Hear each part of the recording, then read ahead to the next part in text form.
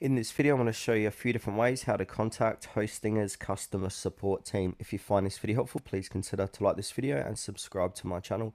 In saying that, let's just jump straight into the video. Alright, so what we want to do is open up a web browser and head on over to hostinger.com. And now once we're here, we want to scroll all the way down to the bottom of the website and get to their footer section.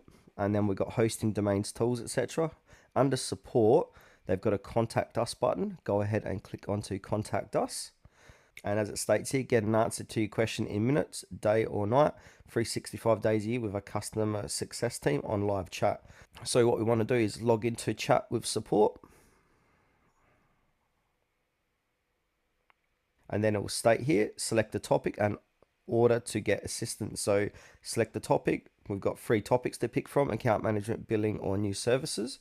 So choose which one best describes your situation. And so if it's billing, click on billing, click new services, account management. But if you're still unsure, just click any one of these. And then once you see speak to a live agent, just say, hey, I'd like to speak to your customer support team. And they'll redirect you to live customer support rep. Another way to contact Hostinger's customer support is go on to Google and go on to a site called Pissed Consumer. This site is great for getting hard to reach emails, phone numbers of companies. So here it is here, pissconsumer.com. And now once we're over on their website, in the search bar at the top of the page, type in Hostinger. Here it is here with 54 reviews. So if we scroll down, we want to click on contacts. So we've got reviews, Q&A, contacts.